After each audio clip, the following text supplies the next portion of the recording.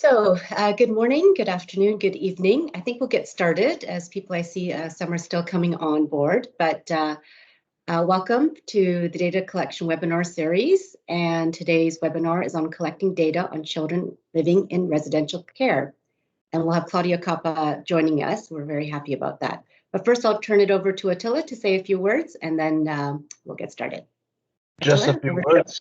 Just a few words. Good morning, good afternoon, good evening, everyone. We have an all UNICEF webinar today with our colleague Claudia Cappa presenting.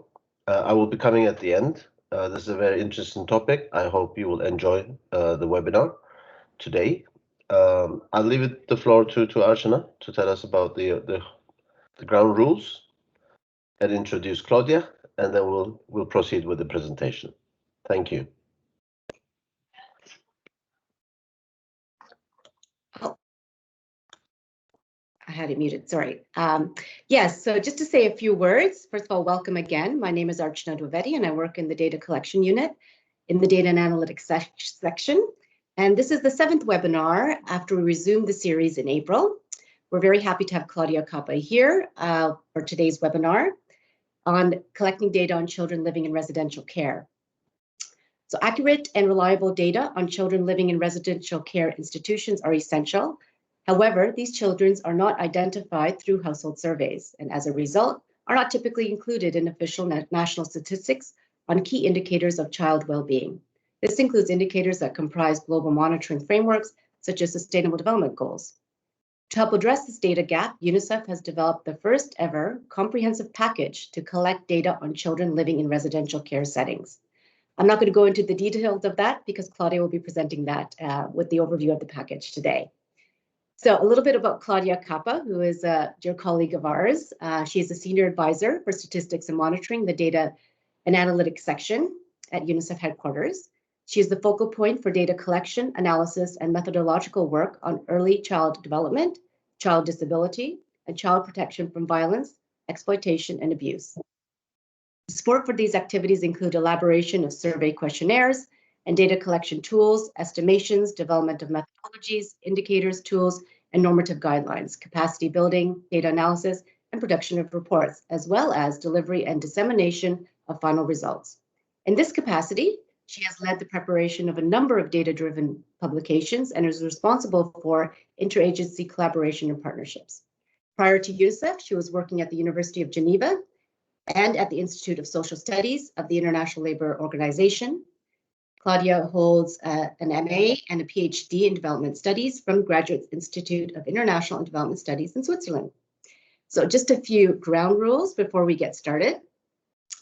We have scheduled this webinar for about an hour and a half today, starting with the presentation and then followed by a Q&A.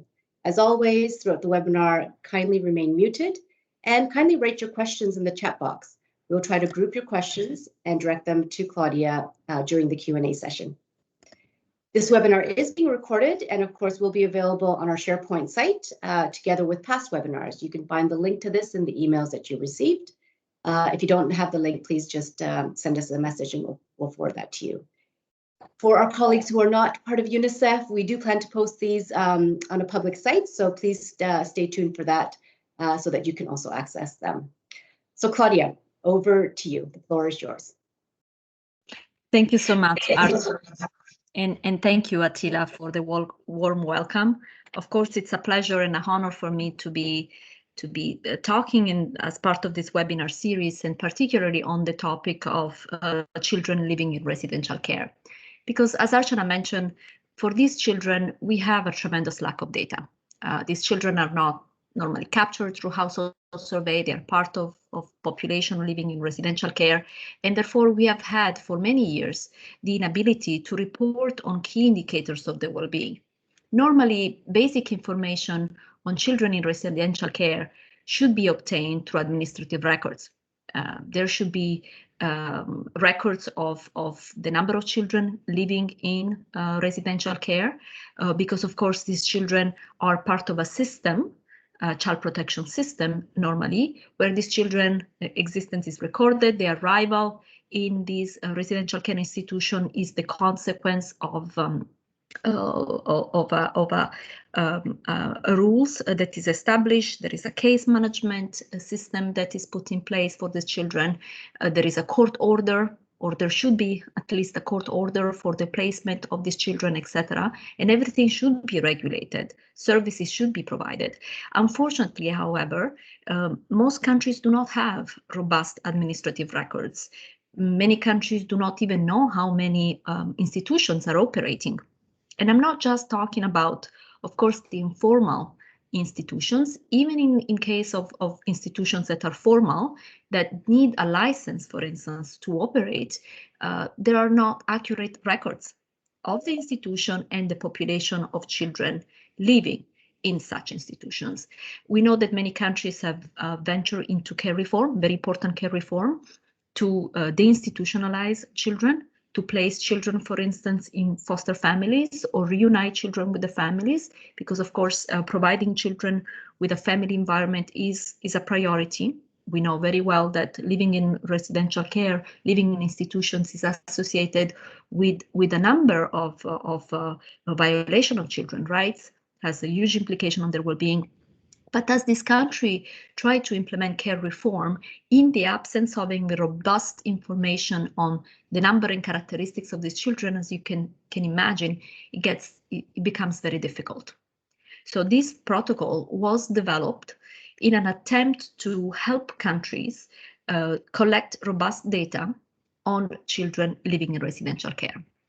As you will see, it's a package of data collection tools. It's a protocol that explains the different steps that have to be put in place to use the tools correctly and to be able to have an accurate count of the population of children in residential care, as well as a description of the well-being of these children.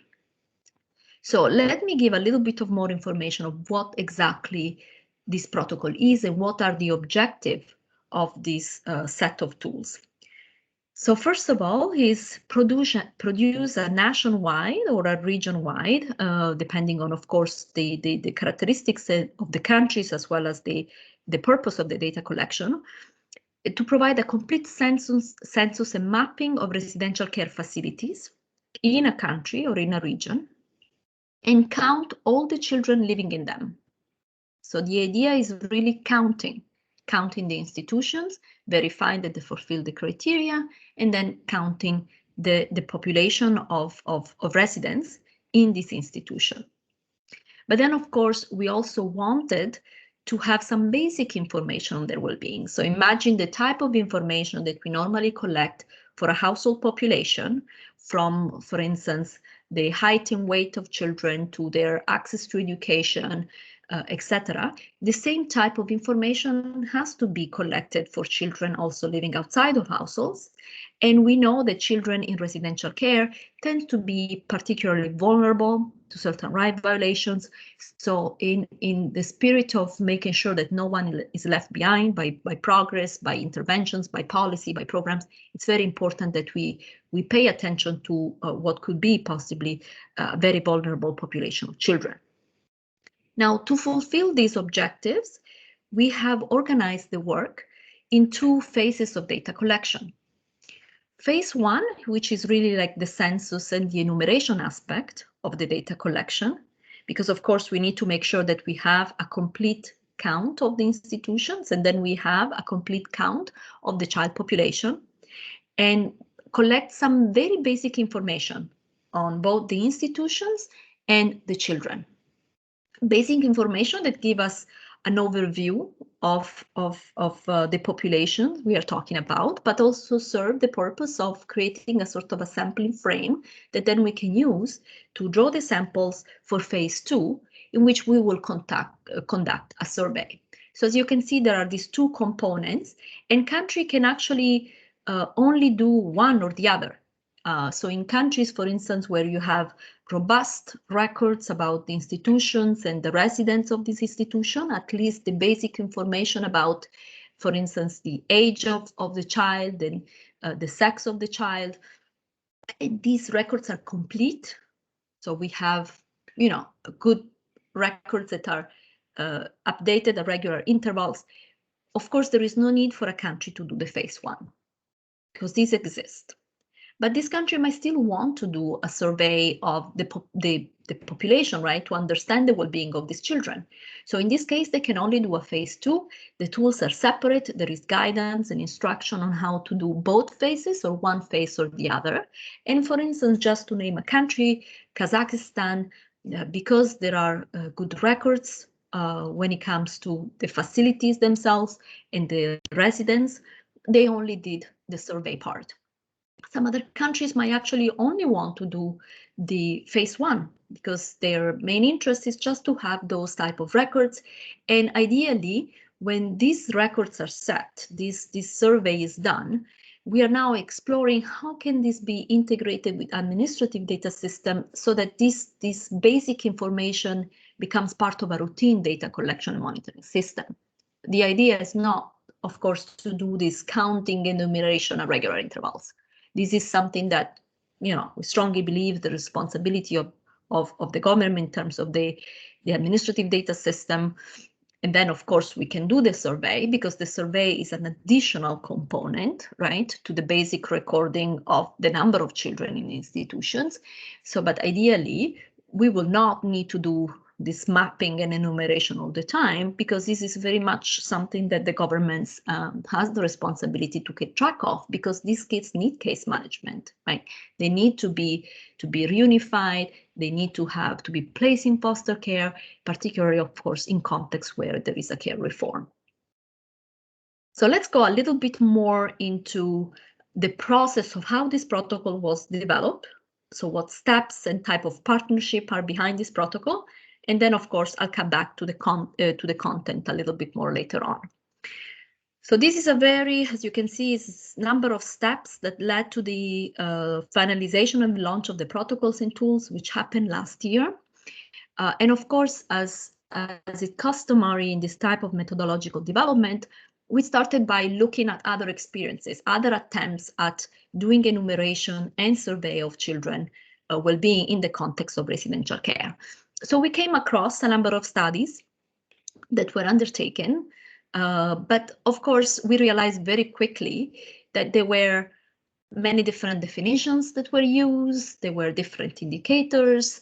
The approaches used to measurement were very different. The purpose of the measurement was different. In some cases was an estimation, indirect estimation. In other cases was a count.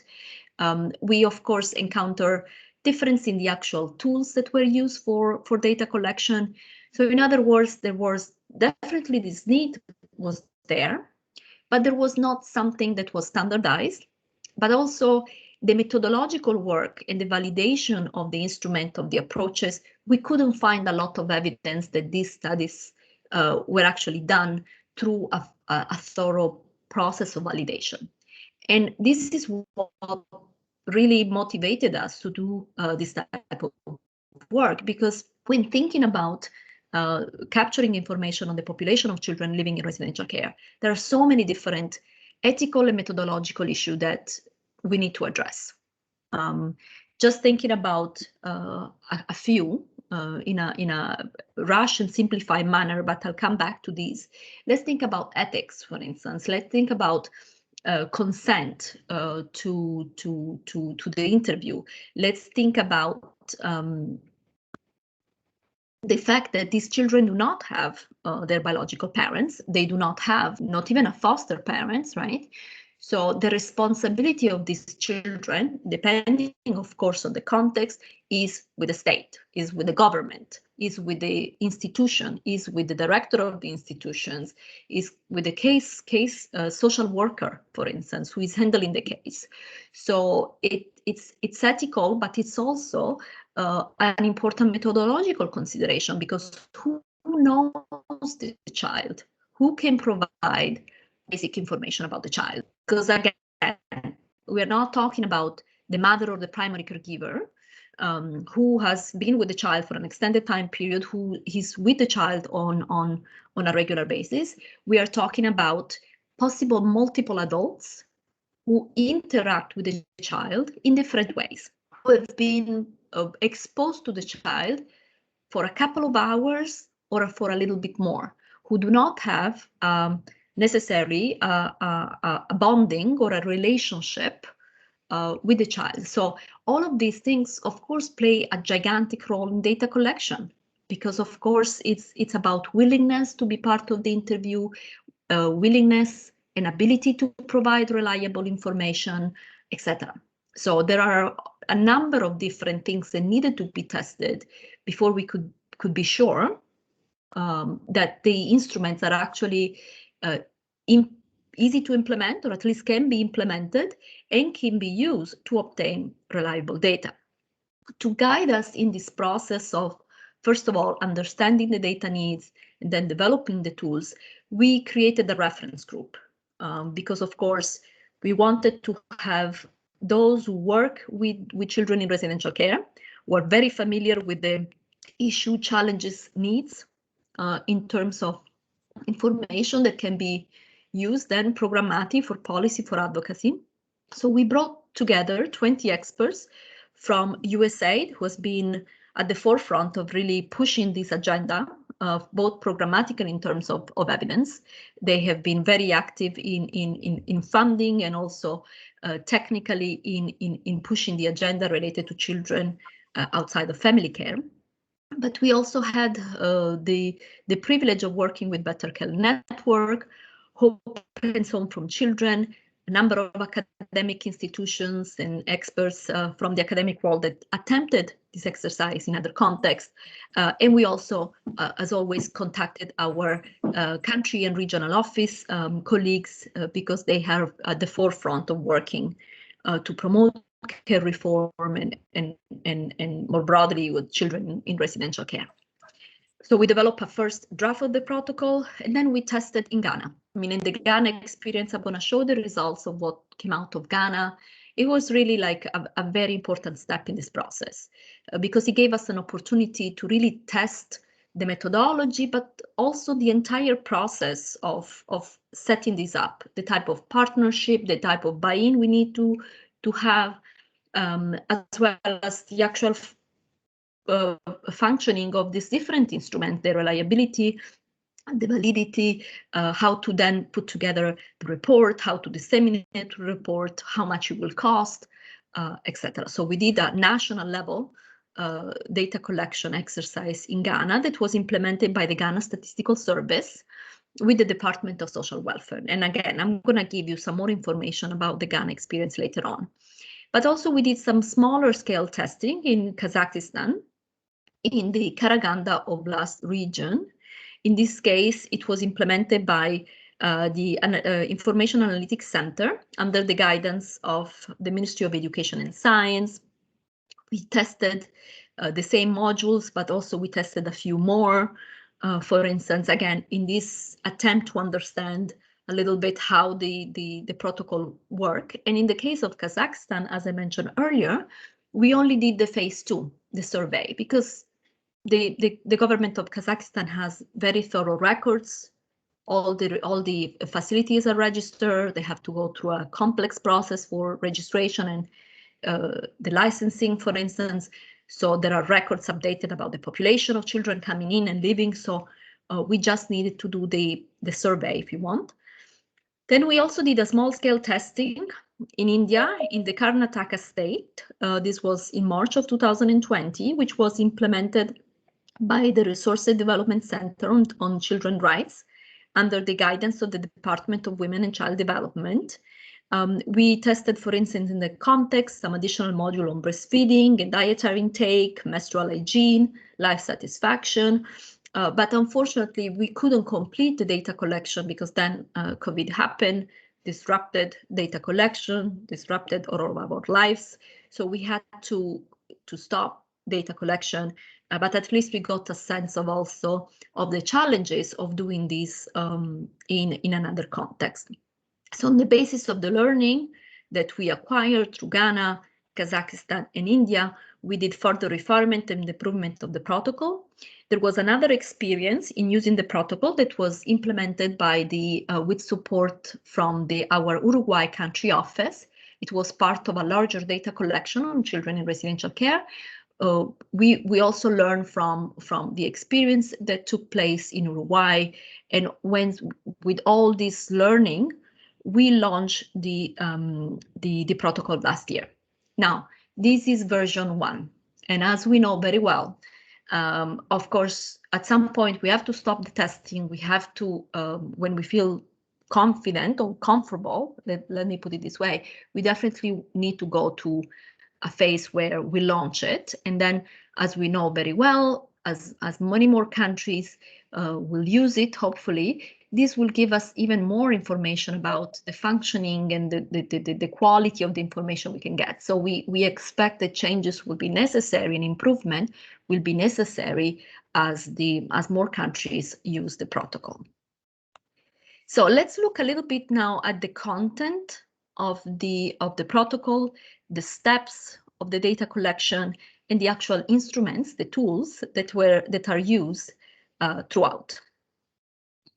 So the protocol in itself is comprised of 5 main components. So there is, of course, a background and information component that talk about the help at least reflect on the different data needs and help decide what type of data needs exists in each one of the contexts, because of course this, as we know, has to be the number 1 step in a process of data collection. Then there is a phase that describes the preparation that is necessary for this protocol to be implemented successfully. And the preparatory phase, it's very important because it's not just the steps that needs to be put in place, but also the type of partnerships that needs to be put in place for the successful implementation of the survey. Then there is a phase 3, a section 3 of the protocol that they describe how to design the protocol, and I'm going to touch upon these different sections in a moment. Then there is a section 4 that describes the implementation phase with all possible levels of details.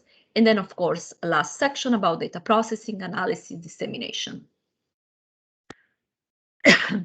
The protocol in itself is accompanied by an implementation package. And the implementation package that is part of what we call the annex of the protocol has a number of different tools that are available, of course, to those who want to do this data collection, from template for TORs, the TORs for the steering committee, the TORs for the coordinator, the TORs for the implementing agency, memorandum of understanding. We have budget template calculation, template for setting up the timeline of the process, template on how to customize the instrument, on how to draft the ethical protocols, the confidentiality agreement, the supervisor manual, the interviewer manuals, the manuals for anthropometry. Think about everything and anything that can go together to assist partners in the design, implementation, release of the data connected to the protocol. And many contributed to drafting of this document. I'm happy to see that David McGill is with us, because David has played a fundamental role in guiding us on the sampling components of the protocol. But of course, we were able to build the protocol on the decades of work and expertise and knowledge that the mixed team in HQ and across the world has had, because we are, as you will see later on, we are basing many of the instruments, many of the tools coming from or using the protocol are actually mixed tools. So we wouldn't have be able to do anything without those decades of work of the mixed team and expertise that they brought to the data collection in general, and we could benefit from and integrate in our standard protocol. The process. This is a slide that summarizes essentially the process. I'm not going to go, of course, over all the steps in details, but definitely the first step is the establishment of a management and coordination structure with a technical working group, with a steering committee that will really be deciding on what are the purpose of the data collection, help customize the tool, not only in light of the data needs, but also in light of the conditions and characteristics of the country. And then this technical team will be the one coordinating, but also providing technical oversight and guidance and buy-in and ownership of the results. Let me pause for a second to talk about a little bit some of the challenges that may come up in creating this type of partnership around the data collection like this. First of all, not all countries are ready for a care reform, right? Not all countries have reached a stage where they're really prioritizing the deinstitutionalization of children in residential care. So there might be context where because of cultural reason, but also because of other considerations as well, the institutions are not only in existence in the country, but they are very much retained as being a fundamental way of addressing the needs of children whose family is unable to care for them. So in contexts like this, of course, there can be resistance to realize the living conditions of children in residential care. There can be resistance of the facility themselves to allow for this type of scrutiny, etc. So it's really important to understand whether the country context is ready to conduct this data collection exercise in a way that is really lead to something. So it's really a step in a larger process where this data is a way of really establishing mechanism for monitoring the population of children. It's linked to policies.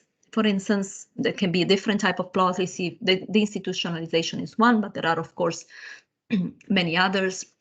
So it's really important that we consider the context, and having the ministries responsible for these children, having the National Statistical Office is also very important, because we want this type of buy-in, we want the rigor, we want the government being in a leading seat, and this is what is really paramount to the success of this initiative.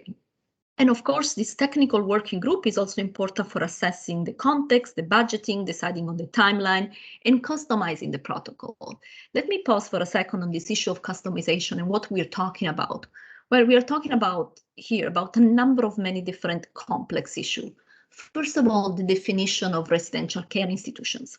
Not all countries have the same definitions. There are standards that have been set in place. There have been attempts to establish some sort of criteria for defining residential care facility and regulate residential care facilities. There have been attempts to put together indicators to monitor these facilities, but it's not a very established field.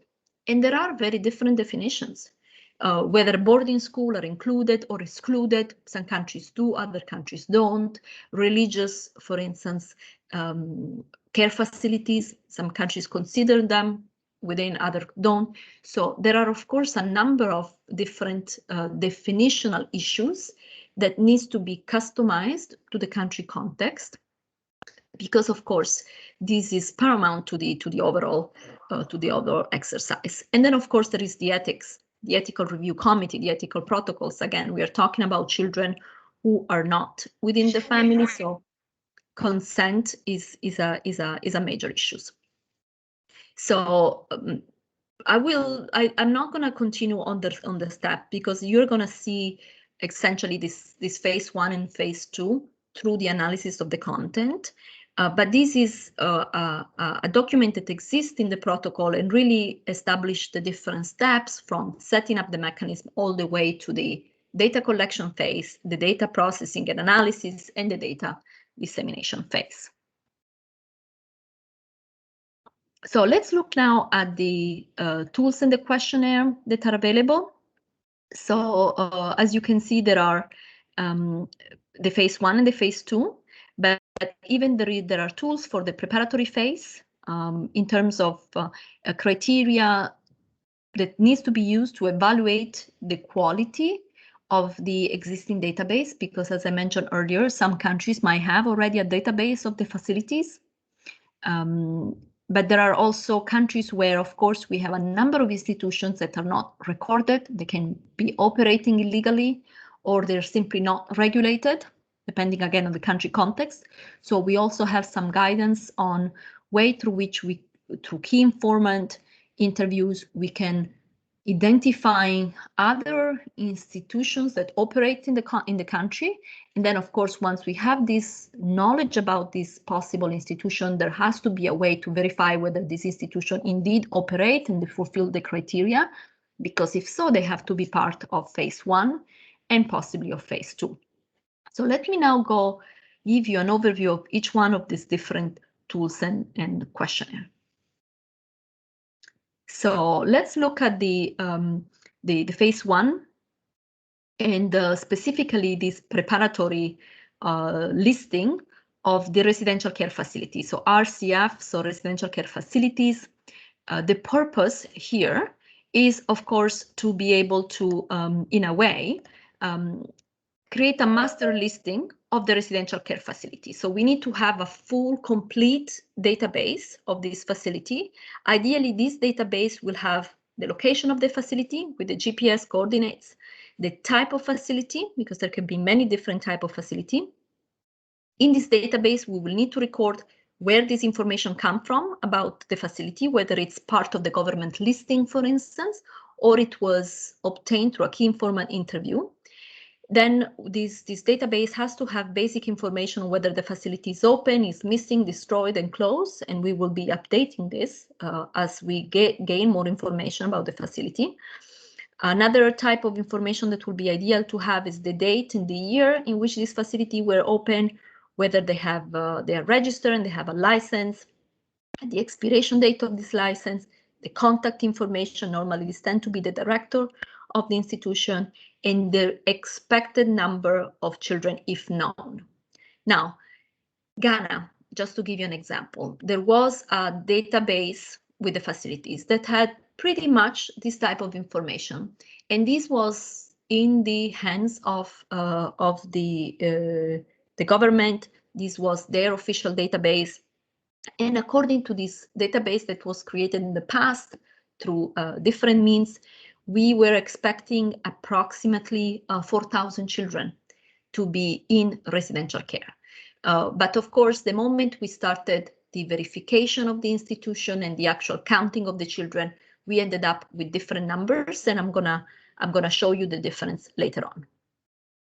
Now, the key informant interview guide is being developed because we wanted to identify exactly these other additional unregistered or unknown residential care facilities. And this is probably the number one problems in this exercise, or the main source of possible issues and challenges in implementing this protocol is the fact that many countries do not have regulations. So there are a lot of facilities that are unregulated, either because regulations do not exist or because the regulation exists, but there has been in certain countries a proliferation of residential care facilities that operates in some cases, as I said earlier, in a completely legal way or informal way, even if it's not technically legal, but still it's not regulated. The size of these type of operations can be varying. So you can have 20 kids, or you can have 50 kids, or you can have 3 kids. So we had to struggle in many contexts with this. How do we then make sure that our mapping is really complete? How do we make sure that we have a complete count, particularly because, again, in certain contexts, the information about these is not an information that is willingly shared. It's not, particularly in contexts where there are strict regulations. So I'm not comfortable yet in saying we have tackled these and we have the strongest possible methodology. We are working towards that because we know that this is a very challenging point to address. The facility questionnaire is a basic questionnaire that is part of this phase 1 of data collection. So what is the purpose of this questionnaire is to record basic characteristics of the facility. But also it's important because it's a way for us to determine the eligibility of the facility, whether the facility is indeed fulfilling the criteria that we have established. And of course, this facility needs to have at least a number of children under the age of 18. And in Ghana, when we went and checked from the initial records that was available to the government, we found that some facilities did not have, technically speaking, children. They were individuals above the age of 18. They were children. They never left, but they are no longer children. And therefore, the criteria of the eligibility of having at least a certain number of children below the age of 18 was not fulfilled.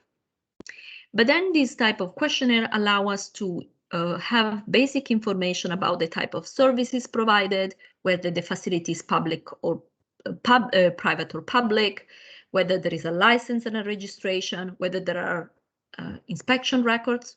Facilities that are regulated to obtain the license have to be inspected at regular intervals. Date of opening, religious or affiliation or not, source of funding, staffing, whether they have both paid and unpaid staffing, whether background checks are conducted, whether there is a code of conduct, where the individual case files of children are stored, whether they have basic wash facilities, drinking water, sanitation, body facilities, but also sleeping quarters and room. Who is expected to respond to this questionnaire is the facility director. So there has to be, there is always somebody in charge of that facility, and this person is expected to provide information. As you can imagine, there are challenges in getting high quality information, reliable information when it comes to asking certain questions, because of course some of these questions, from background check to licensing status, they all touch upon things that can be particularly sensitive. But guess what? When the experience of Ghana, and I'll show you later on the results, reassured us in a way, or from a certain point of view, because the proportion of unregistered, unlicensed institutions that don't comply to code, including government institutions, was pretty high. So again, of course, we are concerned because there can be a certain level of error because of desirability issues.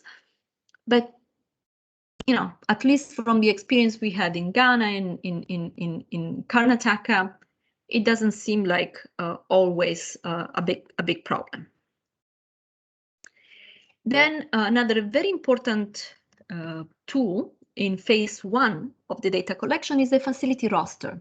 This is really like the number one, the basics through which we can have a listing of the population. So we want to have, at the end of this one, the roster is implemented, the listing of all the persons in the facility who are not staff or volunteer. And we want to capture their basic information, name, age, and sex of all the residents. Now, we record all the residents, all those who are considered to be resident, and we have a definition of those who have been sleeping and eating in the facility. So we have a number of, and again, we struggle with defining the residents, of course, as you can imagine. But we have settled on a couple of criteria. And of course, we wanted to record the entire population of those who reside.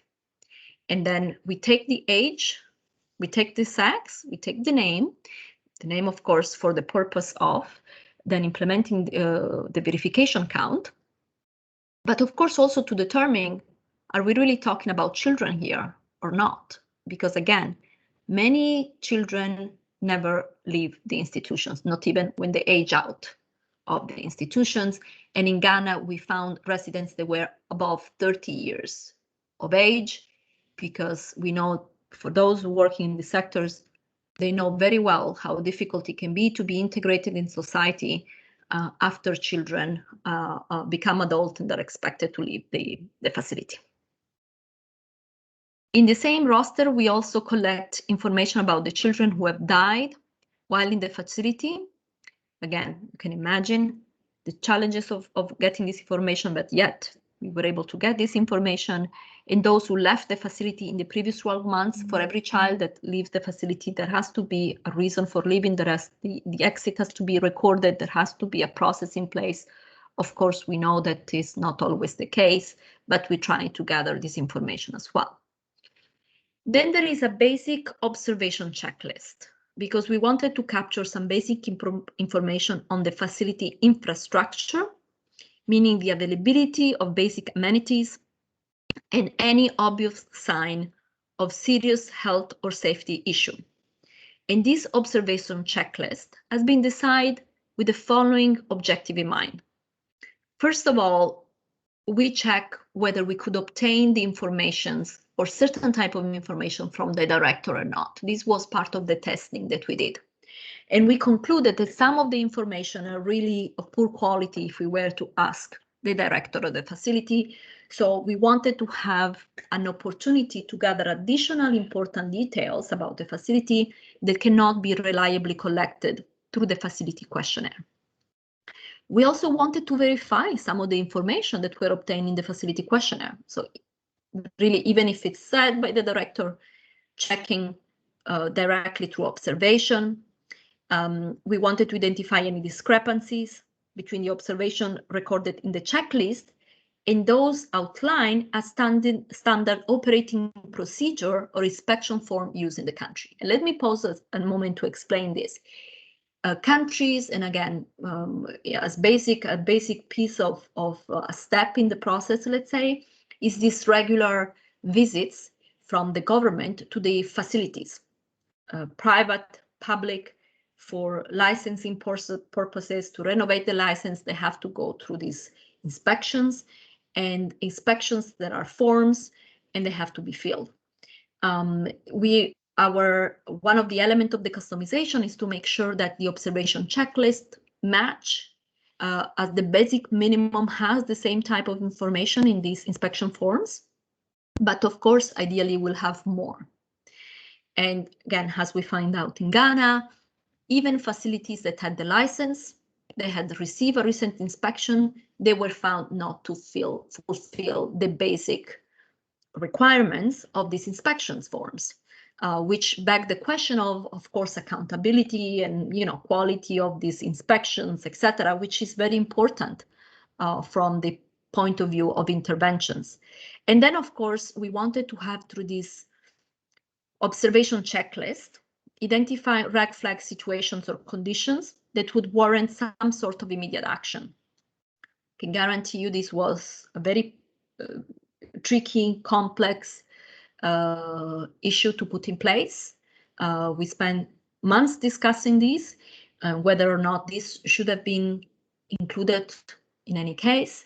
And of course, this has to be also flagged in the protocol, in the consent form, etc. But we definitely landed on the need to have sort of a key core set of red flag checklist points, because if there are found to be situations that meet these criteria, the ministry has to be immediately alerted. And this includes situations where particularly severe, like the presence of certain very dangerous objects, of the lack of food.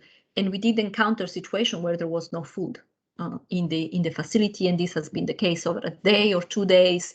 These are facilities where there are also very young children, etc. So we did include some sort of red flag checklist items that will then immediately be reported to the ministry for the ministry to take action. So the observation checklist, these are the components. There are some information or some things to check when it comes to the physical interior and exteriors, basic amenities, so the availability of drinking water, food, electricity, usable sanitation facility, place for hand washing, availability of soap and water, the availability of private bathing facility with water for bathing, number of beds for children, health and safety, material of children. And as you can imagine, when we tested this, we found a number of different conditions that were not suitable for children, etc. Then another very important component of phase 1 is this verification count and a record interview. So where we list all the children and then we actually count the children at the facility for verification. And you can imagine how tedious and long this, because once we have the complete listing, then there has to be a visual confirmation of the physical presence of these children, and then record the children, the mismatch. And why this is important? It's tedious, but it's very important because institutions themselves, the records might not be updated because we take the names from the original listing that is provided by the facility if this listing exists. In some cases, it doesn't even exist. So we need to be able to actually record the presence of these children, but also there can be significant mismatch between the records and the actual presence of the children, and it can be in both ways. But in many cases, it's also because institutions tend to inflate the number of children present, particularly in contexts where they receive funding, depending on the number of children in the population that they serve. And then, of course, all this information is used as the basis for the samples, of course, that are drawn for phase 2, because the samples are diversified depending on the characteristics of the institution and the population of children residing, the size of the institutions, the characteristics of the children from the age to the sex distribution, etc. Some facilities only receive boys, other only girls. Some facilities are only for older children, other for younger children, etc. So we have the phase 2 start with the child listing. And of course, depending on CAPI or paper data collection, this is handled differently. I'm going to skip on this because I'm also cognizant of time and the need to move on. Okay, here are the questionnaire, the set of questionnaires that are used for phase 2. And a lot of work went into testing who would be the most knowledgeable person to be able to provide this different type of information for each one of the children that is going to be part of the sample for the survey. So we identify essentially, I would say, 2 main respondents. We cannot have one respondent as we would do, for instance, in the case of a household survey where we have the mother or the primary caregiver. Here we realized very soon, as part of the testing, that we needed to have, depending on the type of information, at least 2 respondents. First is the daily caregiver, those who actually they are paid to feed, bath, play, interact, teach the child. So, and then we have a second respondent that for the same child provide information about the history of the child. So the prior living arrangement, the contact with relatives, whether there is a case for this child, whether the childbirth has been registered, etc. Because when we first went to the field and tried to obtain all this information from one person, it did not work, because there are people who actually on a daily basis feed, teach, again, bath, put to bed the kids. They know the daily routine, right?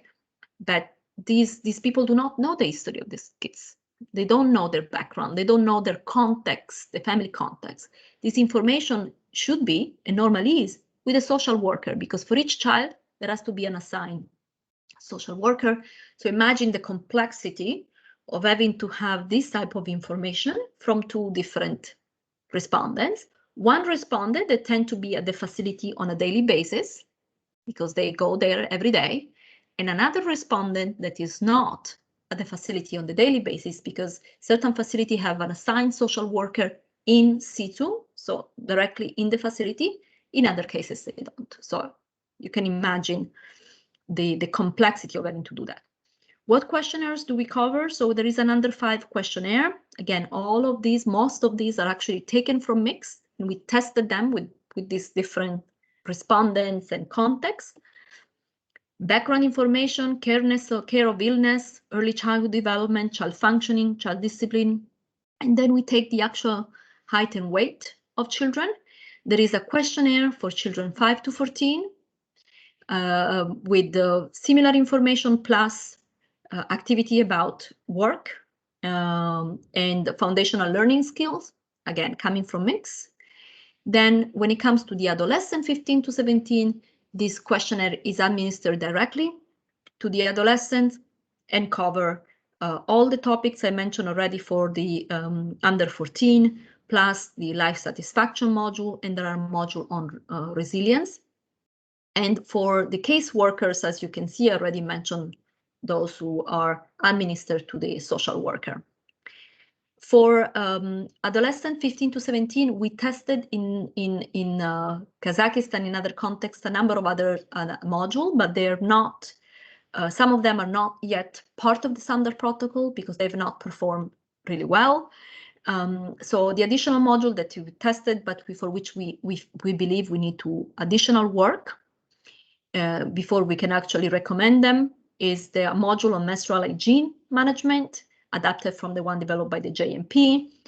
Mental health, we tested the ARCATS scale in Ghana. It didn't work well. It didn't work well because the scale is long, it's very repetitive. The results do not seem to make sense according to the experts. So it didn't work well. We also tested the injuries and violence module that has been used in WHO Global School-Based Health Survey. We also tested a number of questions coming from the VAX survey, a module on sexual violence. It didn't work. They did not work well at all. I mean, the sexual violence particularly was difficult to implement. We had very long consent form. It was a disaster. So we are really, I mean, we attempted this because we know that it's a concern and a topic, but we have not settled on an including, because anything that we tested with respect to these topics did not work well methodologically, nor from the point of view of the ethics and the implementation of the data collection. So we clean up the questionnaire a lot. And if I go back to the actual having seen this questionnaire in the field, of course, as you can imagine, we started with something that was much, much broader. And then we eliminate the things that did not work well, including sometimes questions that seem to be very simple, but we realized the information provided was not of good quality, or it was upsetting to the respondents. And one of the questions that comes to my mind, I will always remember, there are a number of questions in the adolescent questionnaires, as you can see: resilience, functioning, discipline, etc. It went all smoothly until we asked that single question to adolescent, and it was, why are you in this facility? Why do you think you are in this facility and you've been placed in this facility? Because many of these kids, actually, they do have families, right? They have families and the family couldn't care for them, or they thought the facility was a better place for them to receive an education and care. And these questions clearly created a big disruption in the interview process, but also for the adolescents themselves, because these questions, they had a very hard time responding, not because they didn't know the information, but because they were grappling with accepting or justifying the reason why they were placed there by their families. So this was immediately dropped. So these are some pictures from the data collection in Ghana that, again, was implemented by the Ghana Statistical Office. The interviewers, most of them were interviewers that had participated in the previous mix that was conducted in Ghana.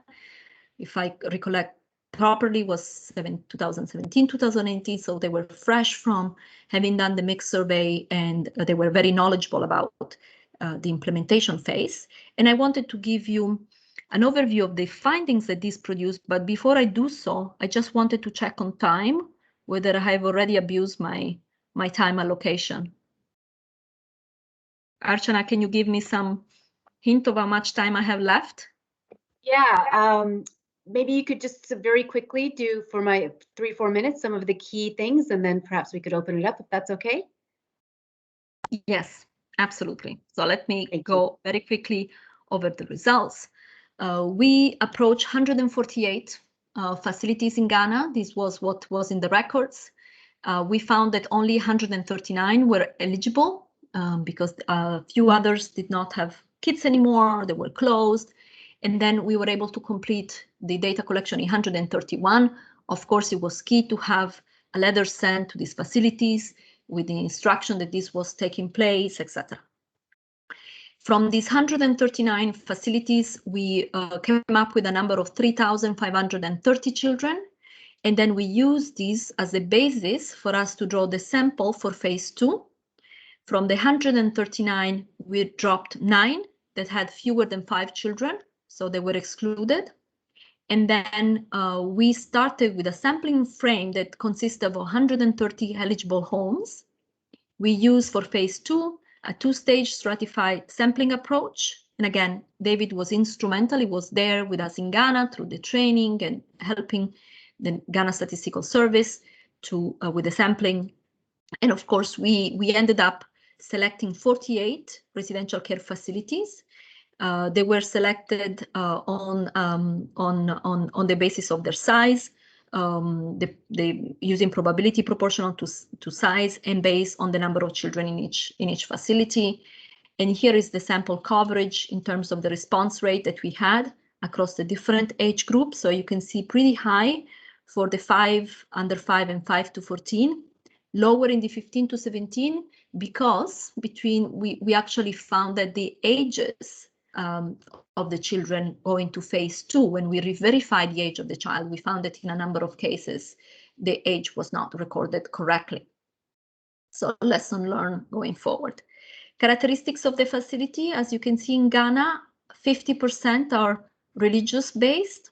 So they have a religious affiliation, and 50% have been operating for more than 10 years. And in Ghana, technically, those type of facilities are not expected, and no new facility are expected to have been created in the last few years, but you can see that some of them were created, 4% were created in less than a year prior to the data collection, and 17% less than 5 years. Well, in principle, they were not supposed to have new facilities created. Number of children that we found, 3,530, pretty much equally distributed in terms of sex, slightly more boys, slightly more in the 10 to 14 age group, but also we found 450 children under the age of 5, and technically particularly the very young children should not be in institution to begin with. The original records were, as you may remember from what I said earlier, 4,000. Because many of this facility, they do have more residents, but they're no longer children. They have aged out, but they're still there. The profiles, and this is a very important slide, look at this.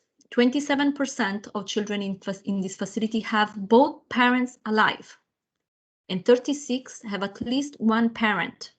So in at least over 50% of the case, these children have family. Only 15% have both parents dead. And for 22%, we were not able to get this information because nobody knew what happened to their parents. So I guess a reminder of the fact that these are not orphans. They have parents, and of course they have families. Violent discipline. When in doing the validation and in a way the verification of the results, we also compare the results from mix coming from the household population to those coming from our reports. They seems to be pretty consistent, but of course there are some discrepancies as well. Violent discipline, about 50% of children exposed to any violent and non-violent discipline in combination.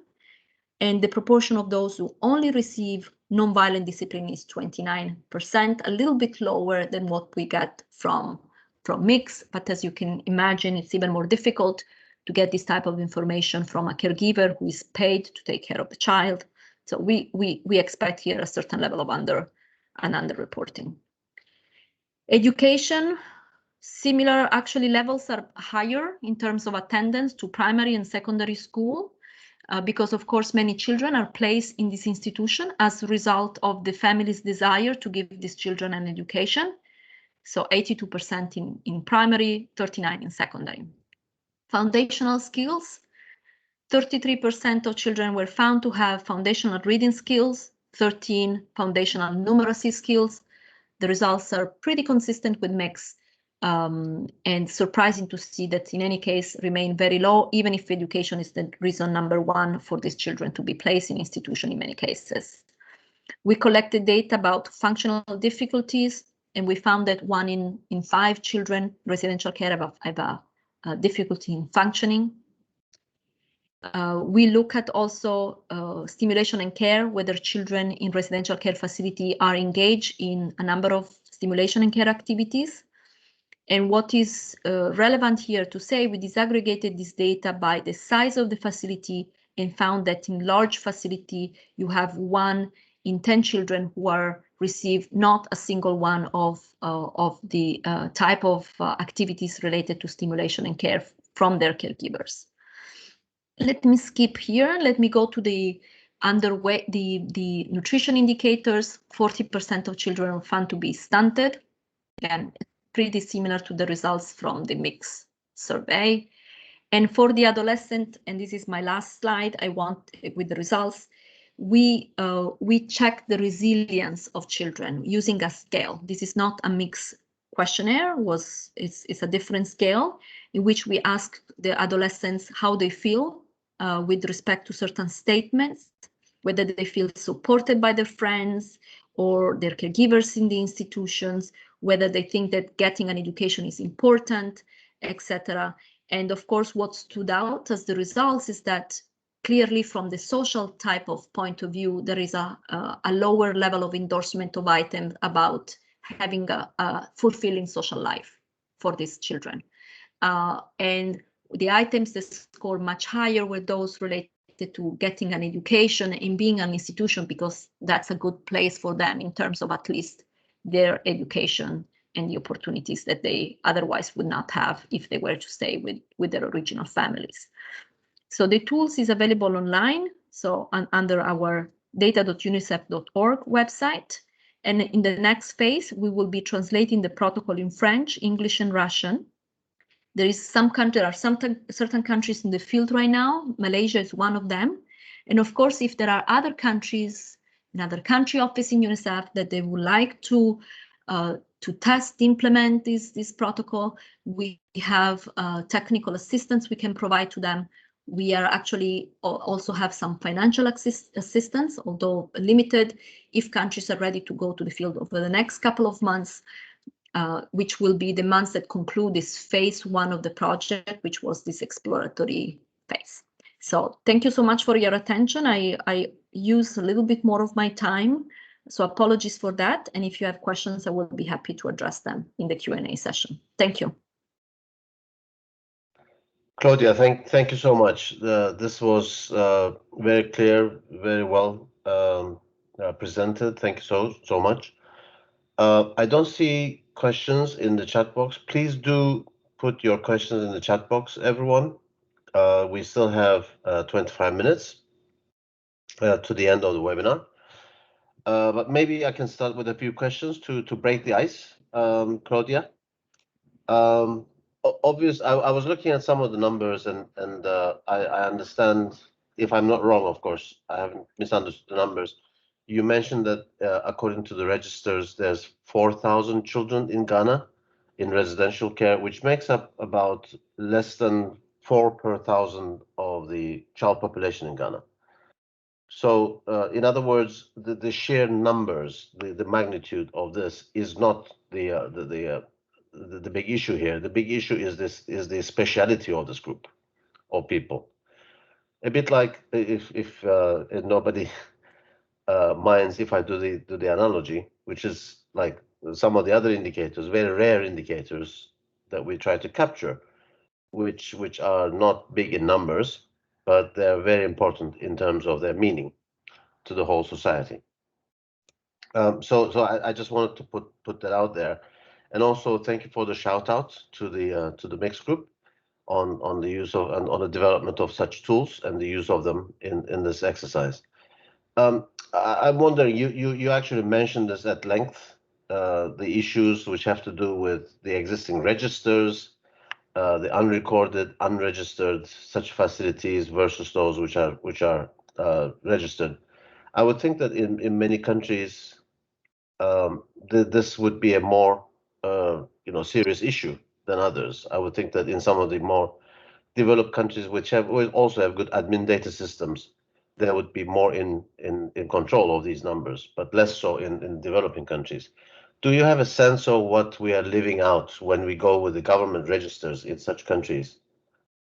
Thinking about Sub-Saharan Africa or other less, poorer countries, do we have a sense of what we would be leaving out if we were to conduct this kind of exercise, and what can we do to compensate for this? Thank you, Attila, for your points. I mean, starting with the first one, here we are looking at the depth of deprivation more than the size of the population who can be deprived. So your point is spot on, but it also relates to the other issue of what do we leave out when we have situation where many of the institutions are not recorded, because Ghana was a very good setting overall. Right? It was a country where all the good conditions were in place. And when I say good conditions, I'm talking about the willingness to do this, the partnership, the government sense of responsibility, because there were a number of activities that preceded us, an incredible work done by the country office of Ghana to really create this type of need for the data and sense of we got to do this. So we had the collaboration of a large steering committee that they were the first one with the interest of identifying these other institutions that they were not aware of, they were not knowledgeable about. But Ghana is a small country. I mean, these are 148 institutions to begin with, down to 139. We had a previous attempt with another country in Sub-Saharan Africa, where actually we were supposed to test the methodology. And this was a country where we didn't have the type of buy-in. There was actually a big problem of a proliferation of illegal and not formal, informal residential care facilities. And we went there hoping that the government will be responsive to this data collection, but also with the same interest of being at the forefront of wanting to record all those who were informal. And actually then the government stopped us and say, you can only go to the ones that we know are recorded and are part of our records, but you cannot do this key informant, you cannot go and check if other institutions exist. So in these countries, we didn't go. We stopped the data collection because we felt that probably we might have a records of 200 and there might be 800 more. So we were lucky that in this first phase of the testing, we work with countries that had better conditions in place. So we do not know how this protocol would actually operate in countries that have even worse conditions. So I wouldn't venture to say, what do we do with that? Because we talk about estimations, indirect estimation, for instance, going for all the recorded one, try to get a sample of the, at least a small sample rather than an actual complete count, to get these as a way of estimating how many we are missing out. And this is what we plan to do in phase 2, but we have not squared this issue completely. So I cannot yet answer your question. So hopefully in phase 2, we will have a better sense. Thank you very much, Claudia. I see a couple of questions in the chat box. You can see them. You can have a look at them. We don't have many yet. The first question is from Maria Julia. Is it applicable for countries with a little number of residential homes and less of 500 children in foster care, like a census? These are the easier context for us. So indeed, it's applicable because, of course, we can have, it's more manageable.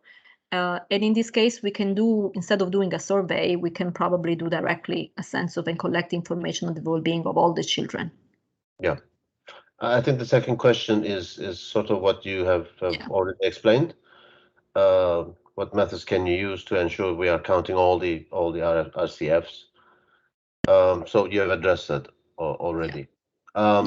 So you mentioned that the VAX questions didn't work. Some of the violence questions didn't work, especially on sexual violence, etc. And you gave some explanations, but I may have missed it. Did they not work because of the specificity of this population? and the setup within which these questions were asked, or would you have similar concerns about the use of these questions in surveys overall? I would have similar concern about the use of these questions overall. First of all, compared to the standard questionnaires like the VAX, the questionnaire that are used in VAX and other survey, we went for a much shorter version of this questionnaire because of constraints, but also because, you know, we were a little bit concerned about going for a long set of questions. So even with a shorter set of questions, the discomfort of the adolescent population, how distraught they were by this question, was significant. So, of course, this is a particularly vulnerable population. So I can certainly recognize the fact that when talking about children in residential care, you think about children who might come from a family background of a context that made them particularly vulnerable and sensitive to certain topics. Some of the institutions actually receive children from different ways, including through the justice system. Because they were victims, they couldn't be with their families. So because the families had a history of abuse, etc. So I recognize that there is an additional sensitivity that can be because of the population. But my sense is that I have not directly tested this question on a household population, but my sense is that there are some general discomfort in talking about certain topics in the context of any survey with population that might not be sexually mature and might not have experience. So there are a number of things. And by the way, we started at age 15. Some of the tools are recommended for being used from age 13. I've not been directly involved in testing these on household population, but from what I could see from the learning, it's possible that they will raise similar issues in outside of the residential care settings. Mm-hmm. There are two questions. I think in some ways, at least I have coupled those two questions in my mind, and I've come up with a third question. But let's answer these questions. The first is do you intend to merge data with household survey data for SDG reporting, for instance, in the full population? And the second question is there any standard definition for children living in residential care? And I'm sort of combining these questions and going back to something that you said earlier, which is that a quite big proportion of the children in residential care actually have parents, right? Either both parents or at least one parent, some of which, probably most of which, well, I shouldn't be saying most of it, but many of which would be found in household surveys too. So we would be able to get indirect information on these children from household surveys if you were to ask some questions, right? Well, so in terms of overlaps of the population that we are surveying here and what we are potentially surveying in household surveys and the information we can get household surveys, do you see any overlap in terms of that, which also relates to the merging as well as the definition of children living in residential care, of course? All right, here is the dream, right? A dream is a situation through which we are going to be able to report on an even bigger population of children, which is the household-based type of population, the population of children in residential care, and maybe to be even wilder in my dream, ideally, our responsibility is also to report on children who are not in institutions, who are not in household, they find themselves connected to the streets, etc. Right? And we can go on and on in our ambition to report on the number and the situation of all children. Now, I agree with you, we could explore a way through which in a household survey context, we ask additional questions about the children who are not currently residing in the household, but they are connected to the household. Of course, we're going to have to figure it out what it means. Is it the biological children of the mothers, and therefore asking the mother if she had other biological children who were not dead, etc. So there is potential to be doing two things. First, explore the possible integration of in a household survey like mix of additional question that will allow us to understand whether there are additional children that are not resident there and where these children are, whether with other families or in a residential care setting. There is one entry point.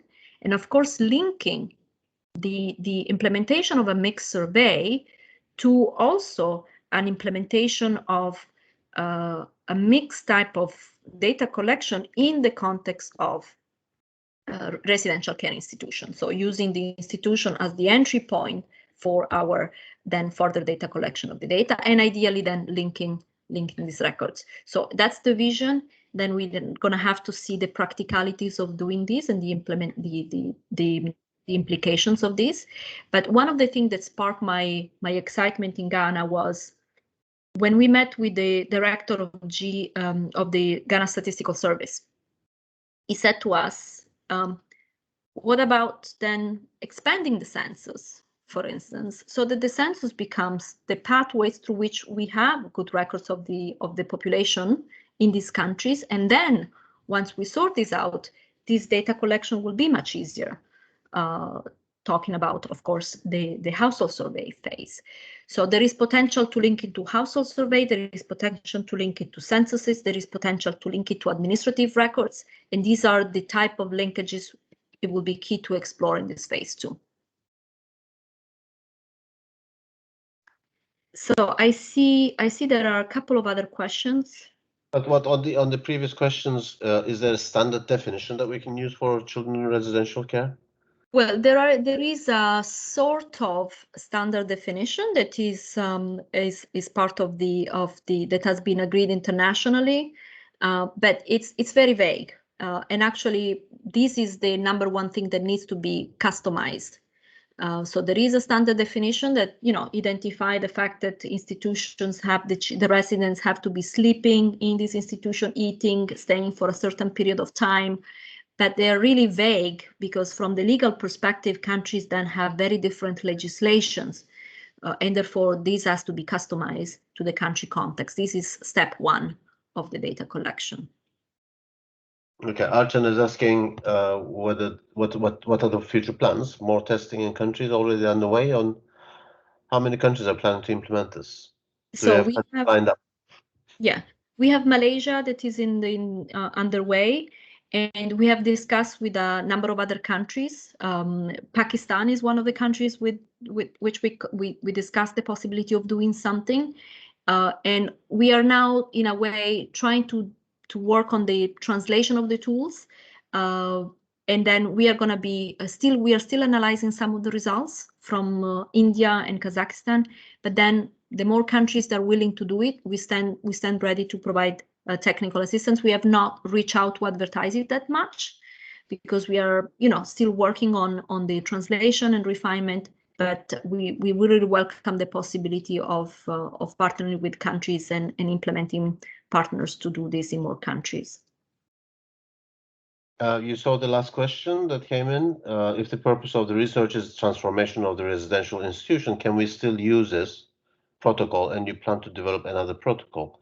I mean, transformation of a particular residential institution. Well, I mean, let me maybe start by saying that this is not to be so. The ambition of this effort is to for this type of data collection to become an integral part of a routine monitoring exercise in a country. And that's why I really underscore the importance of linking this to administrative records, linking this to a census, and possibly also surveys. Because the potential of including these as part of administrative records is twofold. First of all, some countries are lacking this baseline. They do not have a record at all of how many institutions exist and how many countries. Now, if these become part of, for instance, a case management system, the records of these children are integrated into their case management databases, and this becomes the starting point of actually addressing from the programmatic standpoint and policy standpoint any care reform, right? The checklist in itself can be integrated with inspection records and be used as a verification of whether the inspections are taking place correctly.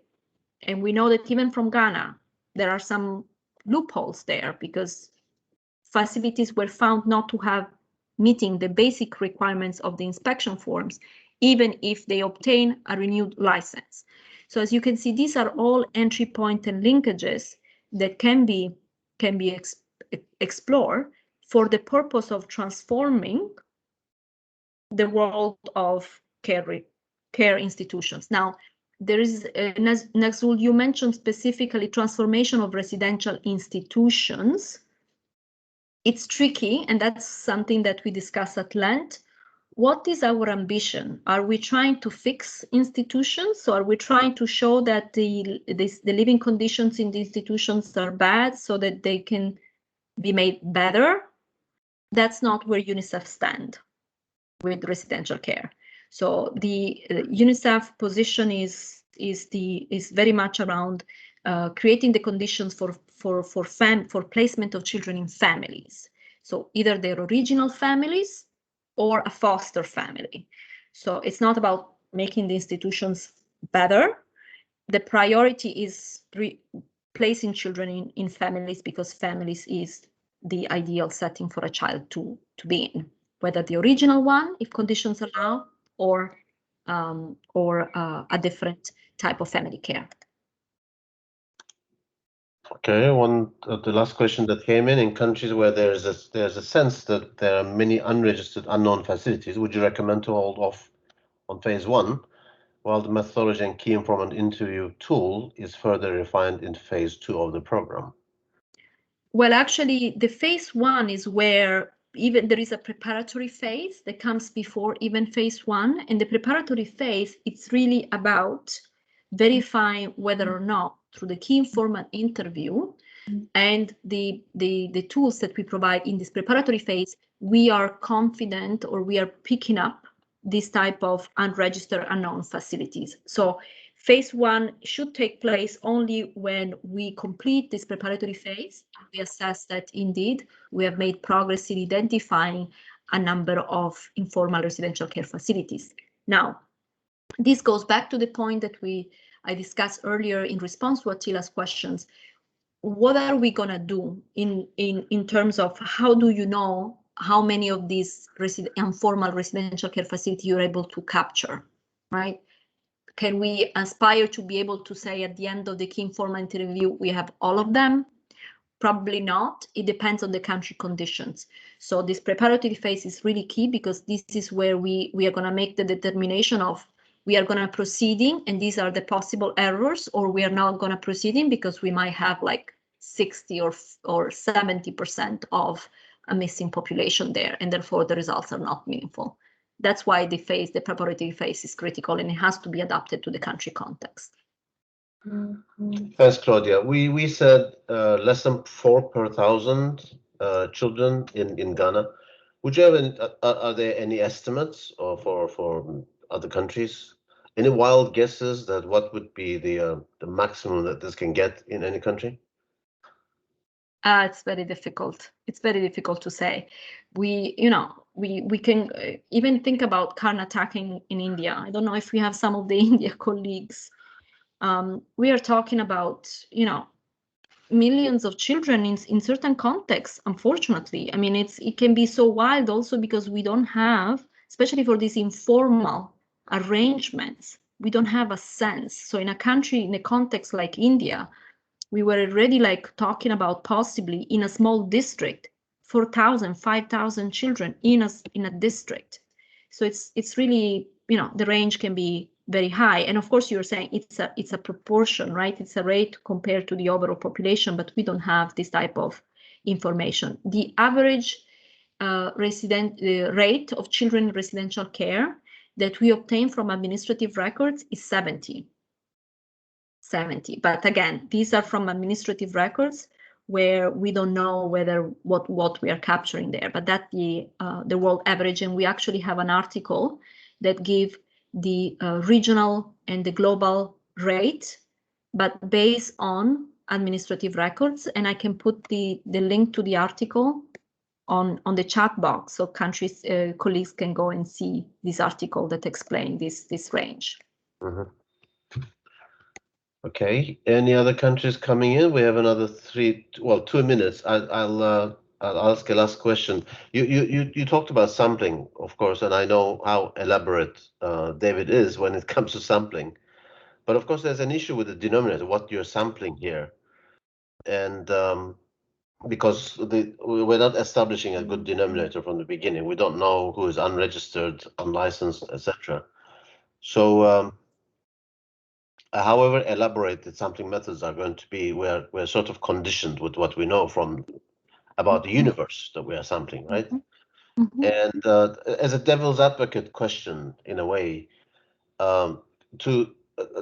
is there a choice to go for an elaborate sampling method when we know the denominator is sort of, not stable at all, as opposed to not spending any time and energy on elaborate sampling techniques, but going with what you have and doing more qualitative type of data collection, including these types of questionnaires, of course, which are very useful, but doing more qualitative stuff and not terribly be objective about, a representativeness of the data collected, but really the depth of the data collected, which would be very valuable too.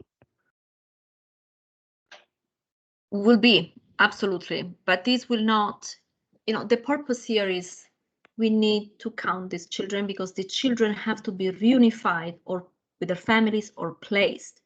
If I were to say what is the number one priority from a child rights perspective, is not per se the well-being of children. The well-being of children is for advocacy purposes to push for the care reform.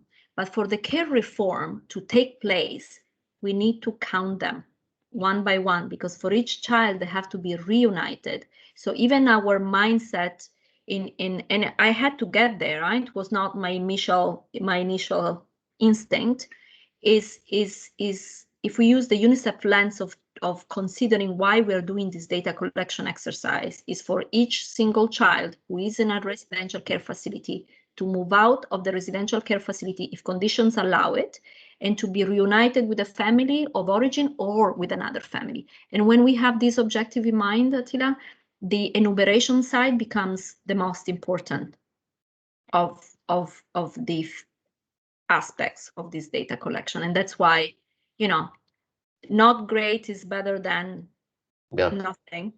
With that, somewhat similar, a related question just came in from Bo, asking, are such kids not captured in traditional population censuses, or should they be with a clear category? So that would that compensate for what you just explained if we had that kind of information?